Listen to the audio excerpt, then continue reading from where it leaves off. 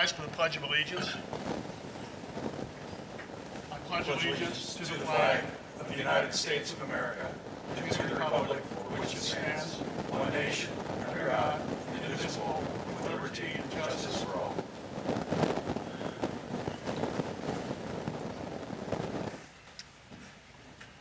Okay, the next item on the list would be roll call. Okay. Unfortunately, gentlemen, Mr. McCormick's out this week, so you have me. We're happy to have you, Unfortunately, Corey. so I'll try to muddle my way through this here. So roll call, Mr. Shannon? Yeah. Mr. Outridge? Here. Mr. Lewis? Yes, Mr. Wing? Yes. Mr. Toft? Here. All present, have quorum. thank you, Mr. Wright. All right, next light item would be the approval of the minutes. Do we have a motion to approve the minutes from the March 27th, 2024 meeting? I'll make a motion. Second. We have a second. Mr. Wright, could you please call So roll? real quick, on the motion, who had the motion? This was the motion to approve the Mr. minutes. Oh, okay. Mr. Wing? Second was Mr. Toft. Roll call, Mr. Wing? Yes. Mr. Toft? Yes. Mr. Outridge? Yes. Mr. Shannon? Yes. Mr. Lewis? Yes. Motion carries. Gentlemen, if you could sign the minutes, pass them down this way, and also, I don't you guys have do them. the I have- attendance, you I have got the this attendance set. sheets too? You guys still do the attendance sheets? Yeah, I haven't seen Yeah. it though. Are the originals here? Normally Daniel signs it, but All right. I'll just, I'm looking for it.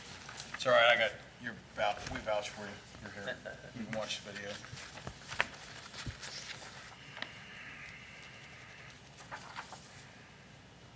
And I'll take those when you're done with them.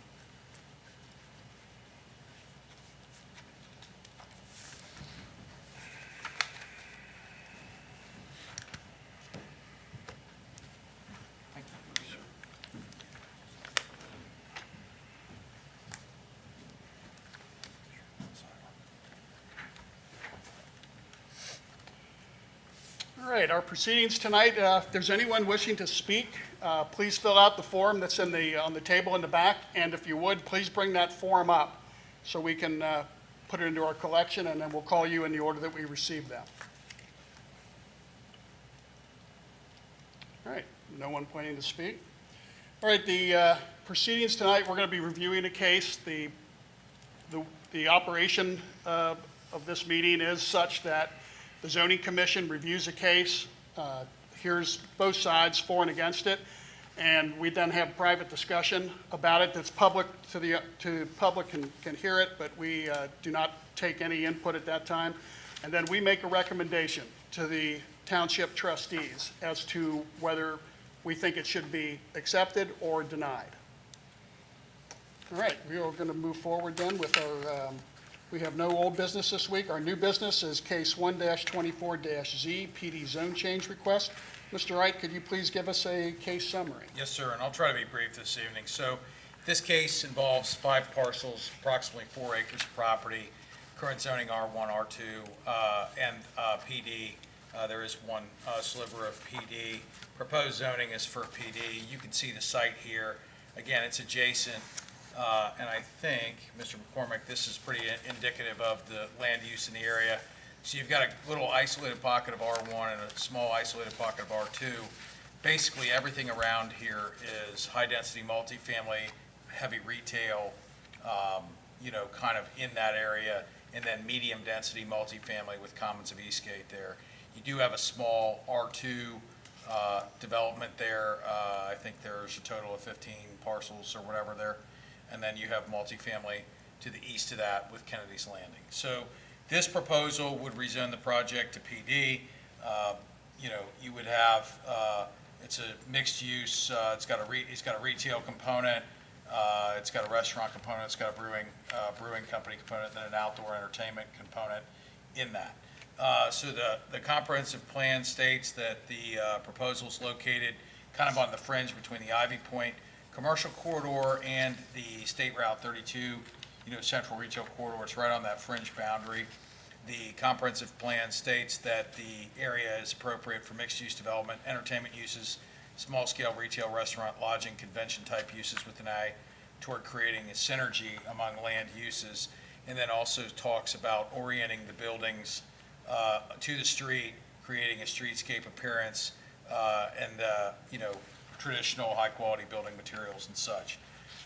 Mr. McCormick has noted in his report that, Glen Estee Woodhamsville is the primary means of ingress egress to the site, and it's adjacent to the Eichholz roundabouts that are under construction at this time. About 4,400 ADT trips over at Glen Estee, and that was again prior to previously started, currently under construction, highway improvements. The PD district regulations have been provided in the staff report for you. Again, this is 680 to 687 of the zoning code. A lot of standards in here. Ultimately, the board has the ability to review those and modify or grant discretion to, approve a plan, with staff review, and we've done that numerous times, if I think back many years ago. So, looking at this project, the northmost parcel was zoned PD as part of the Retail Land Limited Partnership. Those are the folks that developed, the Aldi's site and the Sam's Club and all that. So that's sort of a remnant of that. And then, the township acquired the bulk of these properties, as part of, in furtherance of economic development in that over the last, 5 to 10 years, roughly. And so, or maybe 5 to 8 years. So these properties have been assembled. More recently, if the commission recalls, we had the Gentry East project and the Echelon project in close proximity, and then the development of the high density at the high school site, which places a significant concentration of density within walkable distance to the retail areas. And so that, coupled with the nature of these uses and this site as sort of a transitional site, this is an appropriate transition from what I would call more box, large box, specific heavy retail to more of a mixed use walkable, component in that, because this node is quickly growing kind of in that area and functioning in that way. So, looking at the project, it appears to meet the plan policy objectives of the comprehensive plan. It accomplishes these goals. There are several conditions, indicated in there, and a lot of those have to do with meet agency comments, facilitate a cross-access easement to the north to align the access predominantly with Kennedy's Landing. We did have a conversation with the Clermont, which they own the parcel to the north, the 5-acre, and I actually received correspondence from them they plan to attend 20 minutes early, but now they're on a standstill on 275, and they wanted to confirm that their partnership is supportive of granting an easement on our property for an access drive to align with Kennedy's Landing. So that is a positive development in that. In addition, I believe there's been some conversation with, the project and, potentially the Echelon project to the south to make sure that the property shares some cross-access easement in that, so that that too can be positioned properly with regard to kind of the left turn functions north of the, what I call the high school site roundabout, which you can see kind of in this area right here. So with that, the second comment or recommended modification is the cross-access easement. That appears, assuming the applicant agrees, and the adjacent property owner has indicated they agree, that would be a condition. They would provide a landscaping plan for administrative review and approval. We're predominantly concerned about the street trees and the streetscape. We really want to focus and dial in on that, because that's what this project is attempting to do here. And so we would provide, that level of review during permitting. They'll finalize all renderings. As you saw, the renderings indicate high-quality materials, a modern design,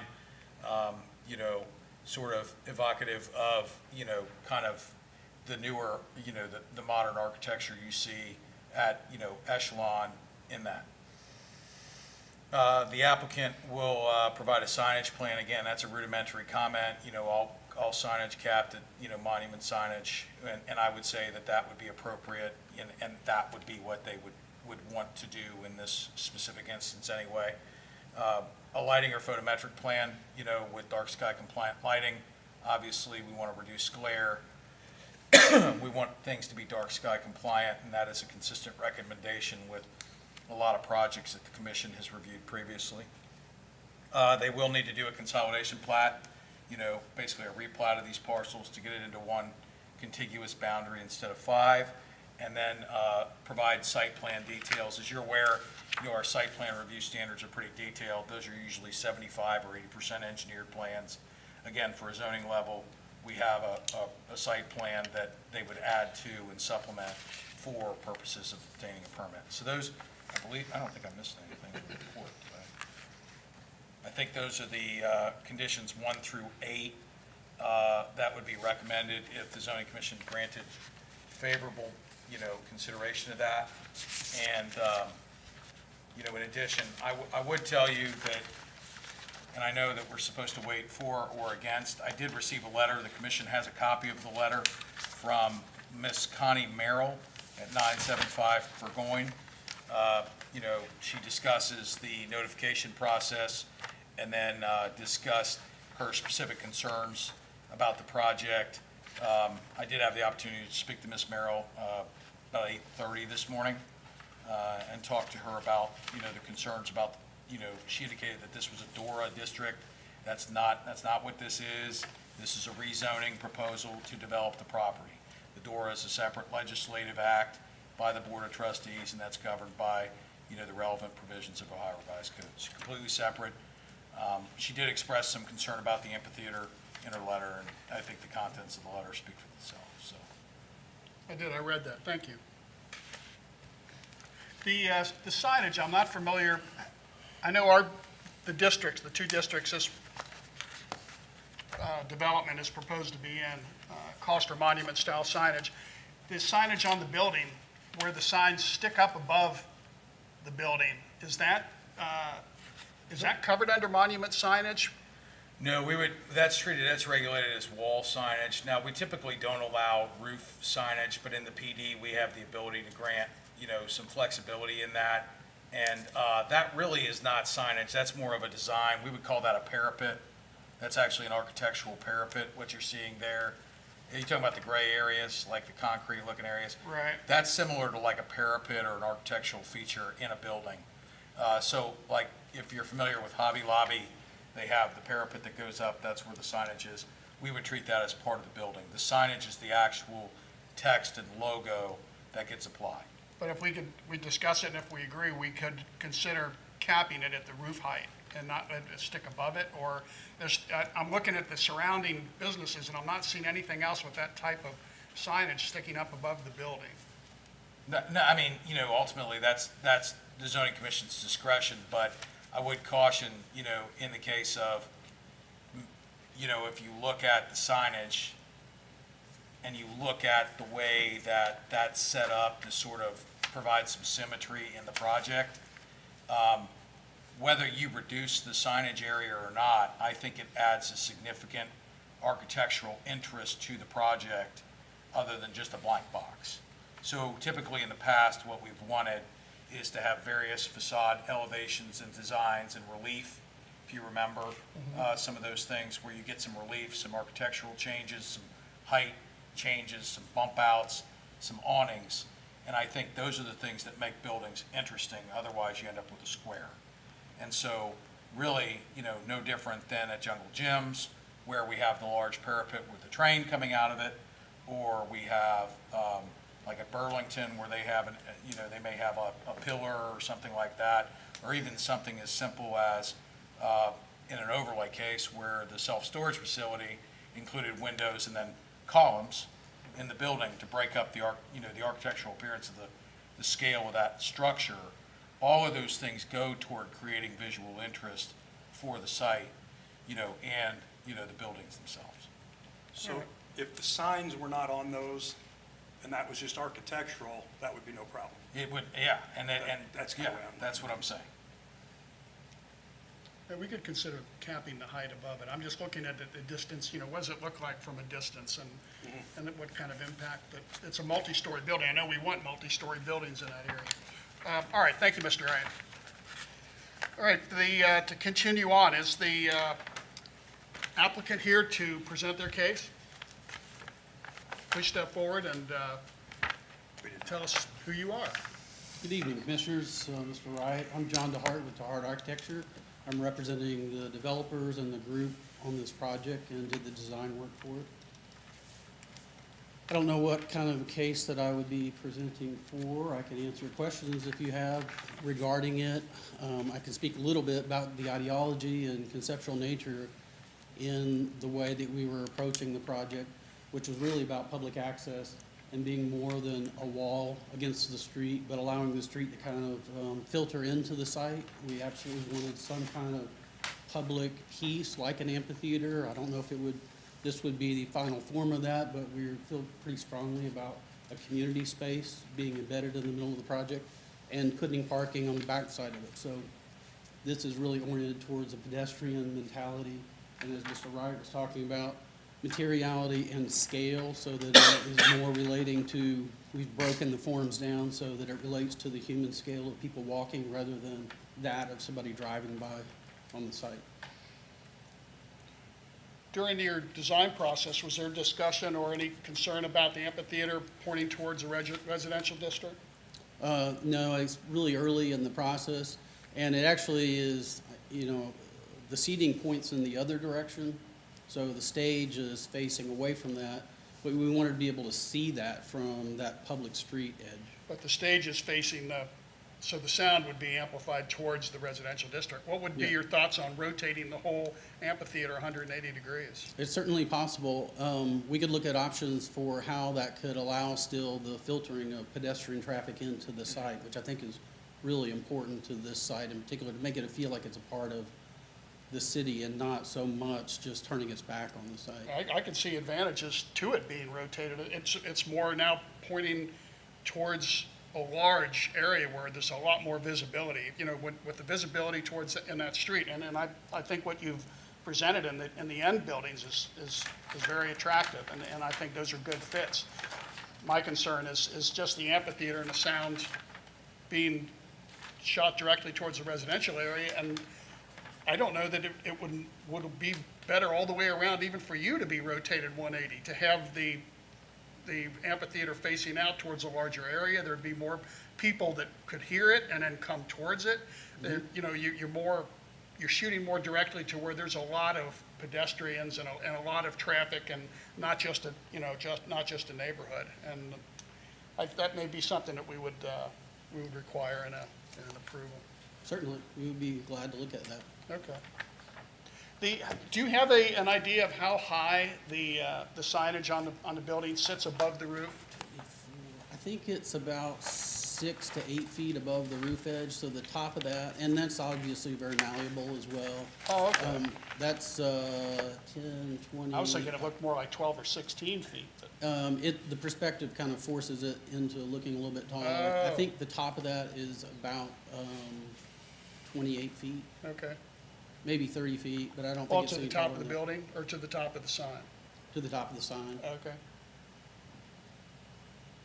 It is a smaller kind of floor-to-floor height, so I think we're sitting at around 10 or 11 foot floor-to-floor, so 22 plus that 8, yeah, right at 30 feet.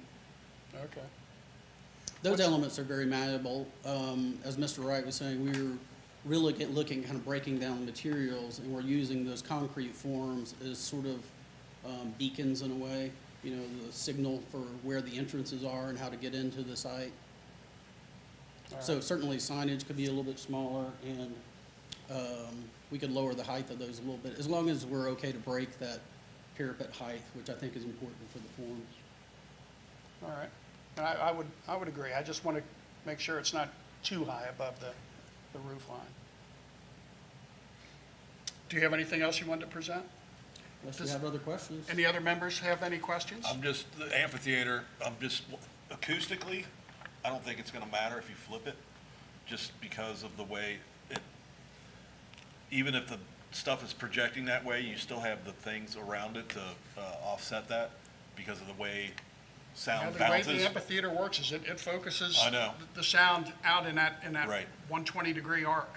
That's how amphitheater's designed. So if it rotates 180, there will be sound back there, and there'll be sound on the general area, Could- but the sound that will be in the neighborhood would be similar to But what then you you're would gonna have have. the backside of the amphitheater on the street. And it could be a mural on that side. There could be a lot of decorative ideas for putting the backside. I mean, there is a picture of the backside. Right, if you flip it, though, you could push it back so that if you flip it, it's not right on top of the parking lot.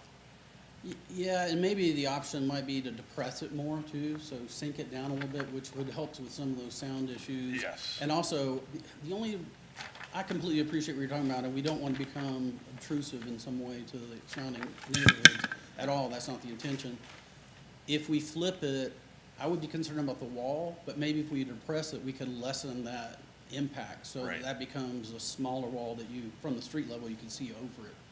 To Yeah, see 'cause it into looks the like peak. it's fairly well, is the stage sunk into the It- seating it- area as well? It is now. It is sunk, but I'm thinking maybe we could push it further, particularly if we flipped it, if we moved Okay. it 180 degrees. Yeah, I was just thinking putting it further back towards the street, that way you have the grassy area, and if we flip it and not on top of the parking lot, it would look, Yeah, if you do the 180 flip, you wouldn't want the edge of the amphitheater to be right on the parking lot. correct, yeah. Does that make We sense? want, we want Right, some right. space there Yeah. for sure. Back it up a little bit. Yeah, if you did the 180, you would just bring Yep. it closer to the. And you back it up about 10, to the 15 easement. feet and put them, Yeah. like you said. And we How, can how, certainly, how high is the back wall of the amphitheater? I couldn't tell you that. I think it's about 15 feet right now, So but. even that's a less than guess. what's currently on the signs. Yeah. Okay, yeah, So- that would, I can kind of see the, We could in the also take a distance. look talk with the consultant about some of the decibel readings and sound that's expected to be projected from that. I think building. having a sound report available for the trustees when they hear it would be a good idea. Yeah, we can look at it both ways and see what it means. And there are other restrictions as well that you could put in place, I guess, in terms of music. is kind it of just gonna be like the performance. little local bands that are already doing the Civic Center concerts? I don't think you can. There's not much anticipate seating that. in there. Yeah, it's not, the scale is So obvious. the Rolling Stones aren't playing here? Okay, I'm not sure they're all still alive. But you could potentially put there's 3 left. some restrictions as well on, I guess, on operating hours, if you were Right. to have a concert, right. or depending on the type of Time- performance. If time, you're having yep. to play there, it's not gonna really matter much, which would be wonderful to sit on some of those balconies to see that, but if it was a music performance, you cap the hours, I would think would be an Yeah. easy way to handle some of that Right. too. Okay. No, I think it's a very attractive development. My only concern is the sound infiltration into the neighborhood. And I think rotating it or taking a hard look at that consideration is appropriate. Certainly, we'd be willing to do that. Great. Good deal. Any other questions? No, I haven't. Thank I you, have- sir. Okay. Sorry, I had one. Oh, I'm sorry. That's all good. Is the, so I'm looking at kind of the concrete squares and what I think is grass, is that correct? I'm just curious, how high are the concrete squares up above the grass? They'd be flush. with They it. would be flush? Yeah, the entire thing would be handicapped, ADA accessible. Oh, okay, Yeah, yeah, I'm the insurance guy, I don't see a tripping hazard there. okay, cool. As long, because those will all be flush, it'll all be one level. Yeah. Okay. And then is there any interest in maybe tying in the back parking lot area with echelon, pedestrian access from there? We're certainly open to that. That would only benefit, I think, us and them. I think there might be discussions as well of tying into the adjacent development when that proceeds too. So all of those things, I think, are mutually beneficial for everybody. Cool. Thank you. If I may, I can tell you that I've had discussions with Echelon, since I've been back, talked to those guys. I think that there is an opportunity there for, again, coordination of cross-access with both the property to the north and the property to the south in a way that complements all 3 projects concurrently. Pedestrian. Yeah, pedestrian and vehicular, and that doesn't impact any one project to the negative. So I think the goal here, and I think what I've heard out there, in conversations or whatever, is that the guys to the north, yeah, let's get something going. The guys to the south, great, let's get something going, and let's all work together to make this a home run. So, Yeah, and we'd love those conversations, to have those kind of discussions about how we can all work together on it. Well, thank you, sir. Okay, thank you. Appreciate it. All right, this time, is there anyone else to speak for this case? Please step forward and identify yourself. My name is Justin Kleekamp. I represent the partnership that owns the 5-acre parcel, Klepper and Glen Estee, Williamsville, adjacent to this site. And sorry I ran in here, a traffic accident, but I just wanted to voice my support on an easement on our property, if we want to do a shared access driveway there. And, you know, we think it kind of bring that whole development together, so. That's it. Thank you. Thank you. Is there anyone else to speak for this case? Is there anyone who'd like to speak against this case? All right, at this time, we're going to close public participation in this presentation, and we're going to discuss the project amongst the zoning commission members. What's everybody's thoughts? I think. I like the idea of the whole plan. The amphitheater, if we do have some flexibility there, and give that flexibility to the trustees. I think Yeah. we need more information on the Yeah. acoustics. Yeah, I think I'd like to add that. If you go to Riverbend in the open, you're fine. If you go over to the pavilion side, Right. sound bounces everywhere. Right. It's a terrible place to see a concert. Yeah. So we don't want to we want to create a visually pleasing, acoustically pleasing amphitheater. Otherwise, people are not going to go to it. So, But, yeah, depending on what their overall goal for it is as well. right, So, right. um, How many seats in the amphitheater roughly? I did a rough guess because it's, bench kind of Right. seating. I think it's about 100. Yeah, so if you look at the scale, those are half-acre lots there. Yeah. You can kind of see them. So it's literally less, I mean, the total area of the amphitheater is less than a quarter acre. Right. So, I mean, you're not going to fit more than 100 people-ish. Very comfortably in small. that. Yeah, Okay. it's small, intimate, community, gathering type space. Okay. Yeah, I think if the township puts some time regulation on Right. when they can play, that would be a lot of it. And I think that you can incorporate it, again, as always, the staff recommendations are a starting point. You can always augment those if you wanted to. And it sounds like based on, from the applicant, the applicant's perspective, that they would be amenable to some of those time, manner, and place restrictions, e.g. weeknight versus weekend kind of thing. Sure. And weekends have always been Friday, Saturday. Weekends always Friday, Saturday. And I know coming from downtown Loveland, it was really Thursday, Friday, Saturday. Extended But, weekend. but that's a little bit different scenario there, so. But again, I think if you look at 100 people and you look at sort of background noise and the ambiance of that, and then you couple that with, refrigerant systems, air conditioners and air handlers on all the heavy retail, all the background noise from the traffic on 32, I think a lot of it's gonna get lost in sort of this ambiguous sort of drone. I think it's going to be fairly contained in the bowl. Yeah, I think so. So that's my thoughts. So, I think that, reasonable, I don't know what their hours of operation are now. I mean, are they 9 o'clock, 10 o'clock, 9 o'clock? 10 on, I think they're 10 normally, maybe 11 on weekends. But Yeah, so you could go like outdoor music, 10, 9 o'clock during the week, and then, 10:30 or 11 on the weekends or something like that, whatever. You don't want to position the site to where it's not competitive Right. with other neighborhood institutions like Mount Carmel Brewing Company. So, where they have no regulation on sound. Right. And they have a very, honestly, quite frankly, a very similar setup around the lake. And they're Yeah, buried in it's a a bowl, residential. right. Yeah, it's a bowl. They're buried in a residential Yeah. area. And they have live music all the time. Yep. So. Yeah, the only other, just kind of question I have is regarding, stormwater with the impervious surfaces, is that all checks out, all good? So again, we don't have the ability to regulate stormwater per, if I could have my own stormwater regulations, I would. We get asked that question on nearly every project that comes in here. My suspicion is this will probably end up being underground, if I had to guess, or some dry detention. They show a detention site.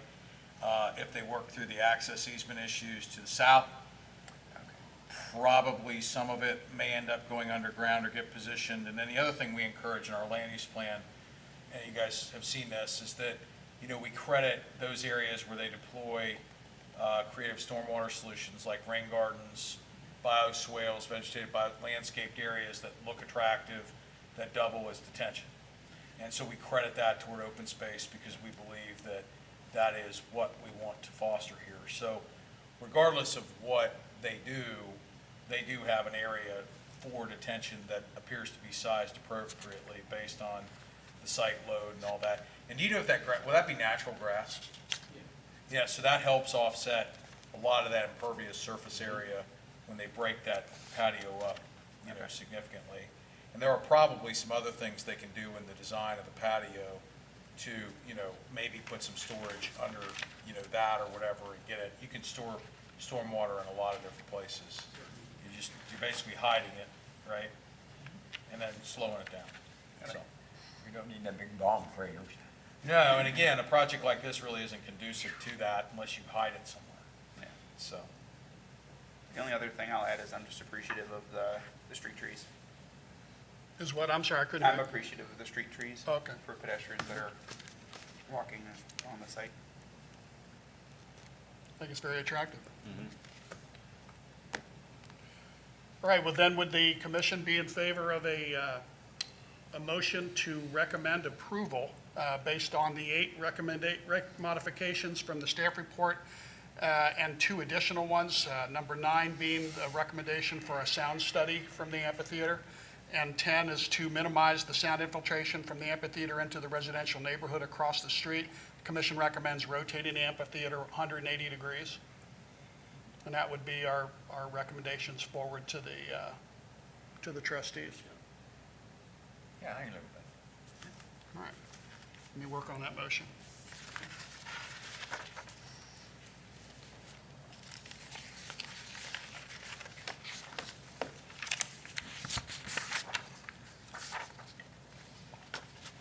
Now, I'm not going to read, Mr. Wright covered summarized the 8 items. I'm just going to reference the page number of the staff report rather than go through all these 8 items. We all read them. And the 8 items include things that are missing from the plan, a typical PD plan. So those will be requirements that the applicant would have to meet prior to the trustees' acceptance of the plan. All right.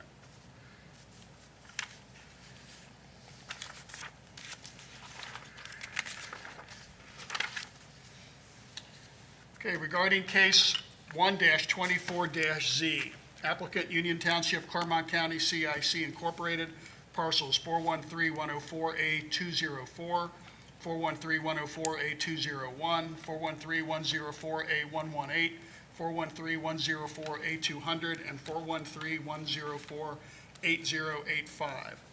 The zoning commission finds that the submitted PD application and zone change request is consistent with the Horizon 2030 land use plan, but does not meet all of the plan development application requirements of the PD district plan.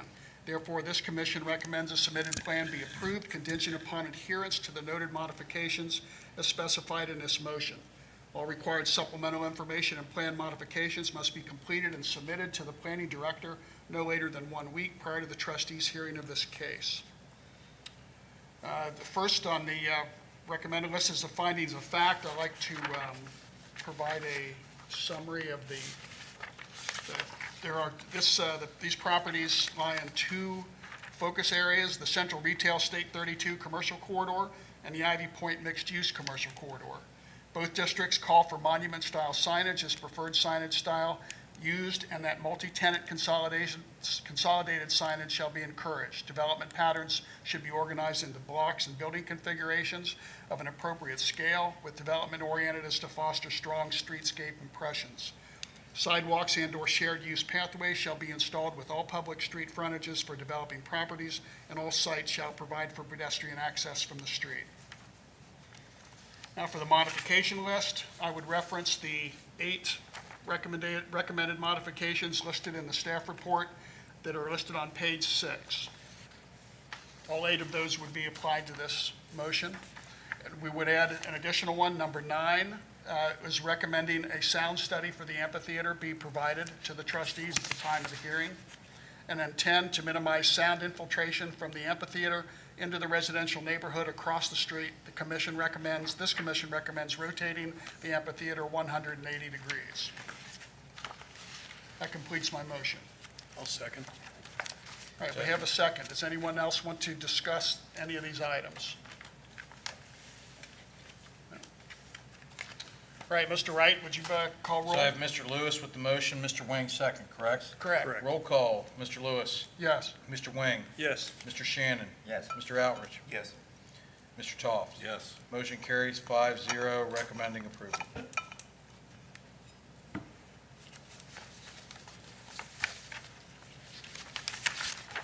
So just a point of clarification for the board, this matter will be referred to the trustees in August. It's not the second Tuesday, it's the 20th.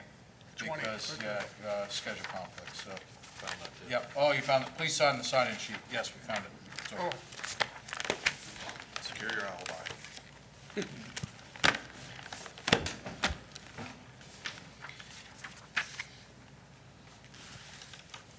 And just so the commission, I'll note the record of Michael and Bill? the letter in the file as well.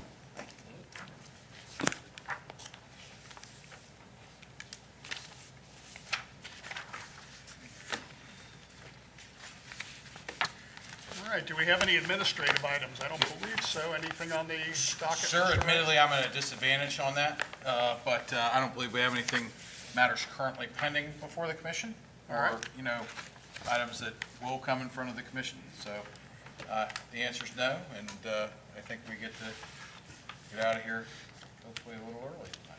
Right, this July 24th meeting of the Union Township Zoning Mission now is closed.